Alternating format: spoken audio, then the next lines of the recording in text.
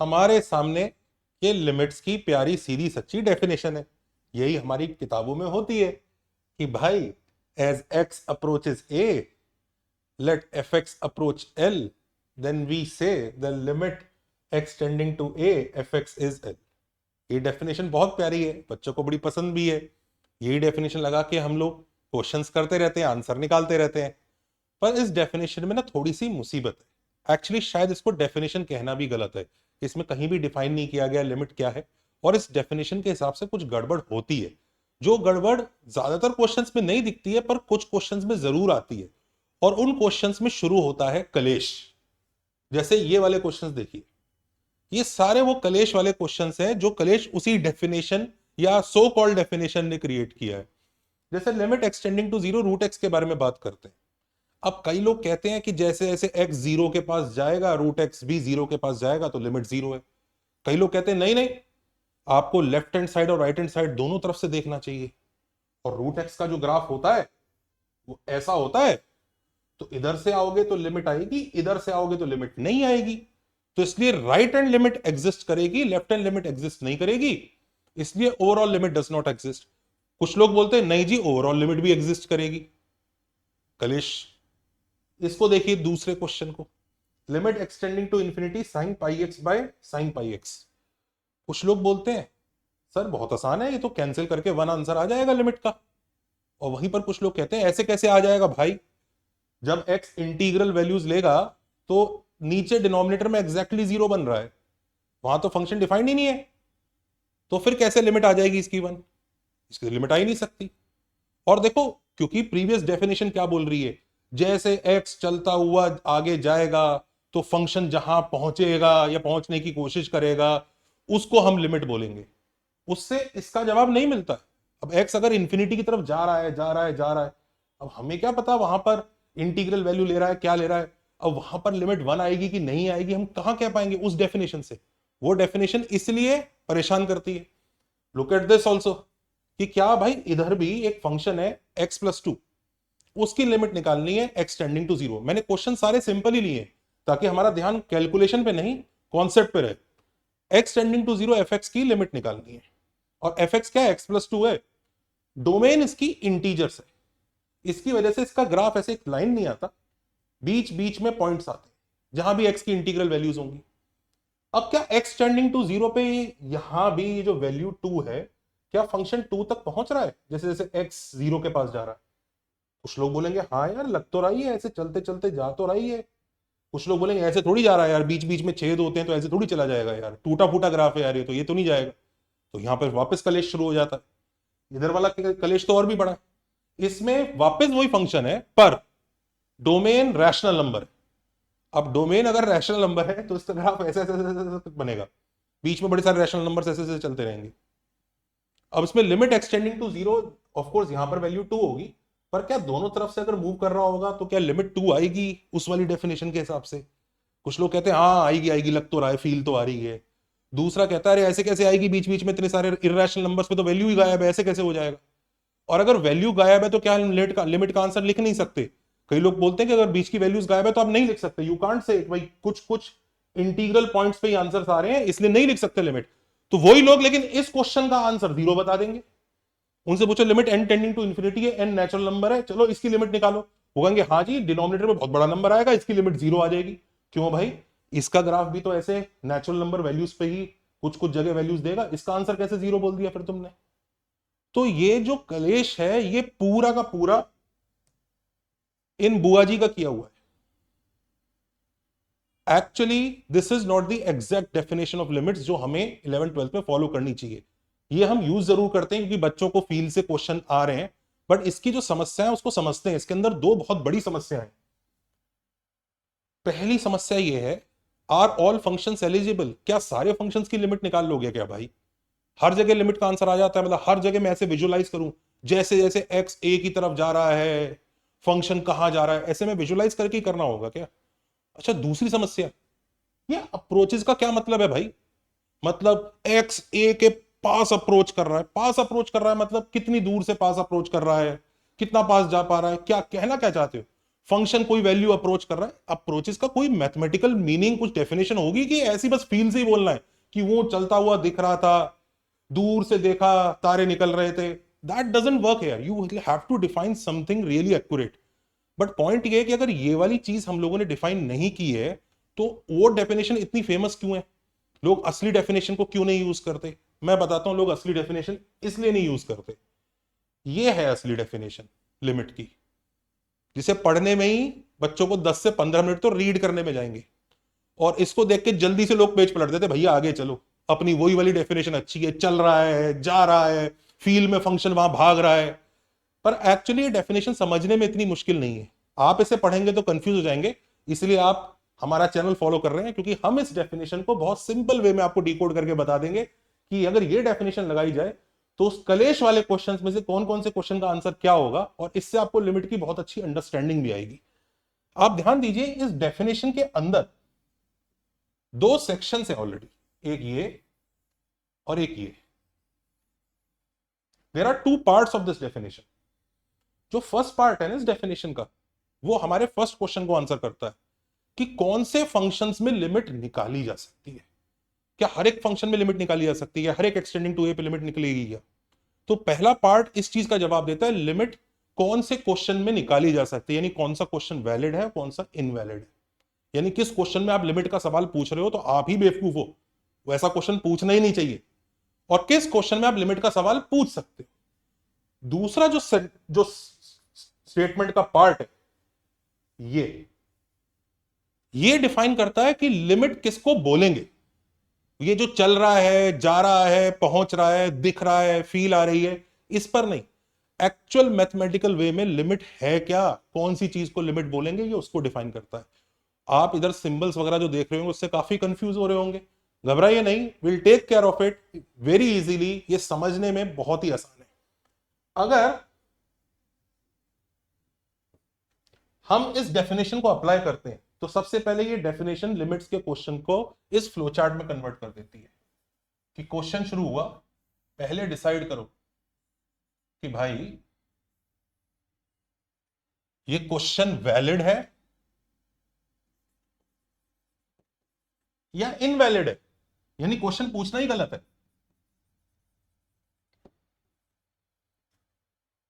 उसके बाद अगर क्वेश्चन वैलिड है तो बताओ लिमिट एग्जिस्ट करती है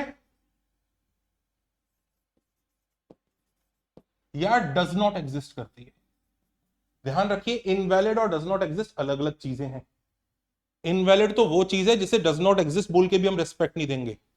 वैलिड क्वेश्चंस के दो आंसर आएंगे, या तो लिमिट एग्जिस्ट करेगी या डज नॉट एग्जिस्ट करेगी। इनवैलिड मतलब क्वेश्चन ही रॉन्ग है। अब ये कैसे डिसाइड होता है कि कौन सा क्वेश्चन सही है, कौन सा क्वेश्चन गलत है? वो ये कहते हैं कि भाई जिस क्वेश्चन में अगर x टेंडिंग टू a दिया है, आप a के जितना पास जाना चाह सकते हैं उतना पास जा पा रहे हैं, तो क्वेश्चन वैलिड है। मतलब हम x टेंडिंग टू a के बारे में बात कर रहे हैं। ये फंक्शन का ग्राफ है, ये x टेंडिंग टू a। अब a पर वैल्यू है भी फंक्शन की, नहीं है, उससे कुछ खास मैटर करता नहीं। a पर हो भी सकती है वैल्यू, नहीं भी हो सकती है, डजंट मैटर। आप जानते हैं लिमिट एक्सटेंडिंग टू a में a से मतलब नहीं है। वो ये कहना चाह रहा है आप फंक्शन की इंफॉर्मेशन यानी फंक्शन की वैल्यू अगर मैं a के पास जा रहा हूं तो मुझे मिलती रहेगी कि नहीं मिलती रहेगी। मान लो मैं a के इतना पास आ गया, इतना पास, इस जोन में हूं मैं, तो क्या मेरे पास फंक्शन की वैल्यूज हैं? हाँ जी हैं। अगर मैं और पास चला जाऊं तो क्या फंक्शन की वैल्यूज हैं? हाँ जी हैं। जब तक मैं पास जाता जा रहा हूं, जाता जा रहा हूं, जाता जा रहा हूं, जाता जा रहा हूं, जाता जा रहा हूं, अगर मुझे फंक्शन की एक भी value apart from x equal to a मिलती है, एक भी मिलती है, मैं बोलूंगा क्वेश्चन वैलिड है। मुझे जरूरी नहीं कि पूरा ही फंक्शन डिफाइन हो। ऐसा हो सकता है कि फंक्शन ऐसे ऐसे ऐसे ऐसे ऐसे जाएगा, बीच में कई जगह गायब भी होगा, लेकिन मैं ए के पास जाता जाऊंगा, जाता जाऊंगा, जाता जाऊंगा, तो ये जो वर्टिकल दो लाइंस है ना, इनके बीच में मुझे फिर भी फंक्शन की वैल्यूज मिलेंगी। ऐसी एक भी वैल्यू मिली, चाहे मैं जितना छोटा इसको करता जा रहा हूं, करता जा रहा हूं, करता जा रहा हूं, करता जा रहा हूं, जितना भी छोटा, ऐसी एक भी मिली वैल्यू ए के अलावा, एक्स इक्वल टू ए के अलावा, तो मैं बोलूंगा हाँ इसकी लिमिट निकाली जा सकती है। यानी सारे क्वेश्चन वैलिड नहीं होंगे लिमिट के लिए, कुछ क्वेश्चन इनवैलिड भी होंगे। अब जरा देखते हैं कि कौन कौन से क्वेश्चन उस कलेश में से इनवैलिड है। रूट एक्स की बात करते हैं। रूट एक्स में ये ग्राफ है, ये ग्राफ में मैं जीरो के पास आना चाह रहा हूं, पहले इधर से आए तो हाँ जी बीच में ग्राफ है, कोई दिक्कत नहीं है। और पास आए, अभी भी है, और पास आए अभी भी। आप जितना भी पास आओगे जीरो के, कुछ ना कुछ पोर्शन ऑफ ग्राफ तो है ही ना। तो यस, ये वाला क्वेश्चन वैलिड। दूसरे क्वेश्चन को देखते हैं, एक्स टेंडिंग टू इंफिनिटी। अब इंफिनिटी में कैसे चेक करते हैं? हम इंफिनिटी को ऐसे तो पकड़ नहीं सकते, हमें ऐसे पुश करना होता है कि हम आगे का एक नंबर बोलेंगे, उसके आगे की बात करो, अगर उसके आगे एक भी वैल्यू एग्जिस्ट करती है तो बात वर्क करेगी। तो मैं x इक्वल टू 1000 पर जाके खड़ा हो जाता हूं। क्या sign pi x upon sine pi x की वैल्यू आगे मिल रही है मुझे उस ग्राफ में? हाँ जी मिल रही है, बीच बीच में कहीं कहीं गायब हो रहा है जब x की वैल्यू इंटीजर है, पर वैल्यूज तो मिल ही रही है। मैं 10,000 आगे जाता हूं, अब वैल्यूज मिल रही है, मिल रही है। मैं 10 करोड़ आगे जाता हूं, x को 10 करोड़ लेता हूं, तो भी कुछ वैल्यूज मिल रही है, उसके आगे मिल रही है। आप जितना आगे जाओगे आपको वैल्यूज मिलेंगी, इसलिए यहां भी लिमिट का क्वेश्चन वैलिड। ध्यान रखिए, आंसर नहीं निकला है, वैलिड है मतलब आंसर या तो एग्जिस्ट होगा या डज नॉट एग्जिस्ट होगा, पर वैलिड है। इस क्वेश्चन को देखते हैं, क्या ये वैलिड है? क्या मैं जीरो पे लिमिट निकालना चाह रहा हूं, इंटीजर इसकी डोमेन है। अब मैं जीरो के पास आता हूं इधर से, क्या अभी मेरे पास फंक्शन की कुछ वैल्यूज हैं? हाँ दो वैल्यू तो हैं, दो तो मिल रही हैं, कोई बात नहीं। और पास आगे देखते हैं, अब है नहीं है। अब सिर्फ वो जीरो पे जो वैल्यू आ रही है वही है, उसके अलावा और कोई वैल्यू नहीं है। उसके अलावा एटलीस्ट एक वैल्यू होनी चाहिए। अगर एटलीस्ट एक भी वैल्यू है तो हम कहेंगे, हम ऐसे इसको जितना पतला करना चाहें उतना पतला करेंगे, और अगर हमें अंदर उस पॉइंट के अलावा एक भी एक वैल्यू मिल रही है या मिलती जा रही है तो हम कहेंगे कि हाँ भाई इधर लिमिट निकाली जा सकती है, इधर का क्वेश्चन वैलिड। इधर जैसे ही आप ये दोनों इंटीजर पॉइंट्स को क्रॉस करोगे तो आपको बीच में खाली मिलेगा, उसमें x इक्वल टू जीरो पे जो वैल्यू 2 आ रही है उसके अलावा और कोई पॉइंट नहीं है। तो इसका मतलब आपके पास इंफॉर्मेशन गायब हो गई नेबरहुड की। इसका मतलब ये वाला क्वेश्चन इनवैलिड है, दिस इज इनवैलिड। इधर क्वेश्चन पूछने वाला ही बेवकूफ है, ये गलत क्वेश्चन पूछा गया, इसमें क्वेश्चन पूछना ही नहीं चाहिए। एग्जिस्ट डज नॉट एग्जिस्ट तो बाद की बात है, क्वेश्चन ही नहीं पूछना है। इसकी बात करते हैं, इसमें x एक रैशनल नंबर है। अब रैशनल नंबर में x टेंडिंग टू जीरो के बारे में बात हो रही है, तो पहले मैंने जीरो के अराउंड इस पोर्शन में चेक किया, है फंक्शंस की वैल्यू है बहुत सारी है यार, बीच में है, कोई नहीं। अगला चैलेंज देते हैं, हम इसे और पतला करते हैं। इस ट्रिक के अंदर अभी भी बीच में वैल्यूज हैं भाई, तो रैशनल नंबर है, रैशनल नंबर तो बहुत छोटा हो सकता है, और मैं और पतला किसको करता हूं, तो भी रैशनल नंबर तो जितना चाहे उतना छोटा हो सकता है, यानी अंदर अभी भी वैल्यूज हैं। आप जितना इसको यूं यूं यूं यूं करोगे, अंदर कोई ना कोई रैशनल नंबर रह जाएगा अपार्ट फ्रॉम जीरो। यानी ये वाला क्वेश्चन बच्चों वैलिड है, यहां लिमिट निकाली जा सकती है। इसको देखते हैं, N tending to infinity, N equal to 10 crore पे आके खड़े हो जाते हैं, उसके आगे वैल्यूज हैं, हाँ जी हैं। एन इक्वल टू 50,000 करोड़ पे खड़े हो जाते हैं, उसके आगे वैल्यूज हैं, हाँ जी हैं। तो हमें आगे की इंफॉर्मेशन मिलती जा रही है, इसका मतलब ये क्वेश्चन भी वैलिड। इंफिनिटी वाला देखो कौन सा क्वेश्चन इनवैलिड होता, अगर ऐसा क्वेश्चन हो जाता, limit N tends to infinity, वही क्वेश्चन 1 + 2 + 3 टिल n, और ऊपर देखो उसको लगा देता रूट ऑफ 1000 - n, और नीचे भी रूट ऑफ 1000 - n जाता। इससे अब आप समझ सकते हैं n की जो मैक्सिमम वैल्यू है वो 1000 नहीं पहुंचेगी। तो आपने 500 पे खड़े हैं, आपको इंफॉर्मेशन मिल रही है आगे की, 600 पे खड़े हैं तो भी मिल रही है, 999 पे भी खड़े हैं तो भी 999 की इंफॉर्मेशन है, 1000 से आगे दुनिया ही गायब है, आगे कोई इंफॉर्मेशन है ही नहीं। तो इधर n टेंडिंग टू इंफिनिटी अगर यहां पे लगा है तो क्वेश्चन इनवैलिड। तो ये वाली डेफिनेशन का जो फर्स्ट पार्ट है ये डिफाइन करता है कि कौन से क्वेश्चंस में लिमिट निकाली जा सकती है।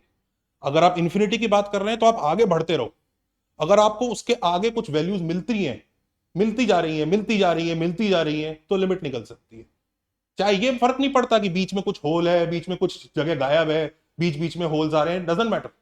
मिल रही है ना वैल्यू, दूर मिल रहा है ना, तुम कुछ ट्रेंड देख पा रहे हो ना कि हाँ कुछ है वहां पे, तुम अगले आगे जा पा रहे हो ना, बस ठीक है। ऐसे ही एक्स टेंडिंग टू ए के बारे में बात हो रही है, तो तुम जितना पास आना चाह रहे हो ना, आओ। उस जोन के अंदर कुछ फंक्शन की वैल्यूज फंसी हुई मिल रही है कि नहीं मिल रही है? मिल रही है, एक्स इक्वल टू ए के अलावा। तो यस, मतलब क्वेश्चन वैलिड। अब क्वेश्चन वैलिड का मतलब ये नहीं है कि हमारा आंसर भी आ, ध्यान दीजिए, इनवैलिड क्वेश्चंस के बाद जो क्वेश्चंस वैलिड है, अब उसमें हमें लिमिट निकाल के देखना होगा कि लिमिट आ भी रही है कि नहीं आ रही है। अब ये कैसे चेक करते हैं कि भाई कौन सी चीज लिमिट है, कौन सी चीज नहीं है, इसको भी समझिए। इसमें आता है चैलेंज वाला फंडा। चैलेंज वाला फंडा कैसे आता है? वो ये कहता है, ये जो लिमिट्स की डेफिनेशन है, ये लिमिट्स निकाल के नहीं देती हैं, ये आपको लिमिट्स टेस्ट करना बताती है कि कोई भी आंसर लिमिट है कि नहीं। तो जैसे ये क्या कहती है कि आपको क्या लगता है क्या नंबर लिमिट है? तो आपने कहा मुझे तो लगता है जी, ये वाला जो क्वेश्चन था इसके बारे में बात कर लेते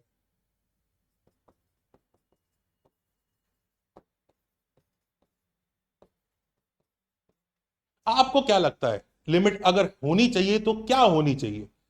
देखो वैसे तो शायद टू होनी चाहिए, टू के आसपास जाता होगा। चेक कर लेते हैं, कैसे चेक कर लेते हैं। तो टू को अब एक अग्नि परीक्षा से गुजरना पड़ेगा। अगर टू उस अग्नि परीक्षा में सफल हो गया तो टू लिमिट बन जाए, और टू उस अग्नि परीक्षा में फेल हो गया, या जो भी आपने कैंडिडेट्स चूज करे कि लिमिट होना चाहते हैं वो उस अग्नि परीक्षा में फेल हो गए, तो उस सिनेरियो में लिमिट डज नॉट एग्जिस्ट होगा। अब वो अग्नि परीक्षा क्या है, वो चैलेंज क्या है, उस चैलेंज को समझते हैं। वो चैलेंज ये है कि भाई तू बोल रहा है ना लिमिट टू आ सकती है, हाँ आ सकती है, तो इसका मतलब तू ये कहना चाह रहा है तू टू के जितना पास है उतना पास जा सकता है?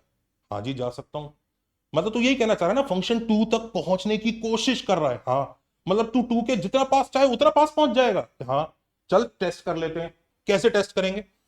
हम उसे चैलेंज फेंकेंगे दो हॉरिजॉन्टल लाइंस के रेस्पेक्ट में। ये ले, चल इन हॉरिजॉन्टल लाइंस के हिसाब से तू टू के पास पहुंच के दिखा फंक्शन।